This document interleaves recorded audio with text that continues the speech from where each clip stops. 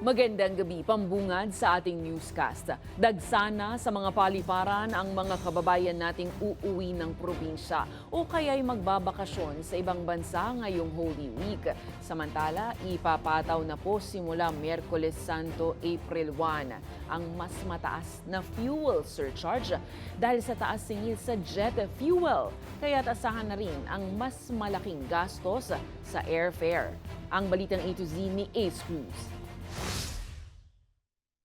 Hapon ng Martes Santo, nagsimula ng dumagsa mga biyahero sa NAIA Terminal 3 sa Pasay City para sa bakasyon ngayong Holy Week. Lalo na sa Miyerkules Santo, marami na naka-half day sa trabaho at may ilang wala ng pasok. Sa labas ng airport, maya't may ang dating ng mga sasakyang nagbababa ng mga pasahero, kabilang ang mag-inang ito na biyaheng Hong Kong. Dito lang medyo nagtagal ng konti. Pero from Taytay hanggang dito, mabilis lang naman ang biyahe. Mas okay na magtambay dito kaysa magmamadali sa biyahe. Ang OFW na si Jen, bumiyahe na pa Davao Oriental ngayong Martes para hindi abutan ng dagsa ng mga pasahero. Ito kasi ang unang beses niyang makakasama ang mga anak 3 taon matapos na mangibang bansa. Ang sasakyan din, mahirap na rin ang sasakyan papuntang probinsya.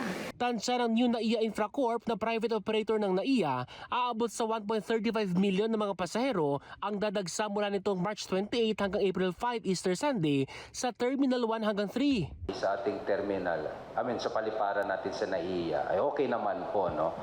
Sabi nga na, they're expect, as a matter of fact, nag-increase po yung projected daily ridership natin pagdating sa paliparan natin from 147,000 last year. Ang projected natin ngayon is 150,000 daily sa ating airports. That's sa Terminal 1, 2, and 3. Kaya naka-heightened alert na ang Civil Aviation Authority of the Philippines o CAAP sa 44 na mga paliparan sa bansa na hawak nito. Tiniyak namang sapat ang supply ng jet fuel kahit pa mataas ang presyo ng langis. Based po sa ating monitoring, nakapag-announce naman po yung dalawang Philippine carrier natin, yung mga malalaking carrier natin dito sa Philippines, na meron naman po silang sapat na fuel po sa system yung operation nila. Malimitaan nila na may reserve fuel ang mga airline companies. Sa kabila niyan, epektibo Miyerkules Santo, April 1, tataas ang fuel surcharge ng airline companies mula level 4 papuntang level 8 na magiging dahilan ng dagdag pasahe. Ibig sabihin, mula 300 pesos mahigit na fuel surcharge sa domestic flights noong level 4, tataas ito sa higit 700 pesos sa level 8. Mas malaki pa ang magiging increase sa fuel surcharge sa international flights na papalo ng higit 800 pesos hanggang lagpas 6,200 pesos. Para sa balitang A to Z, Ace Cruz.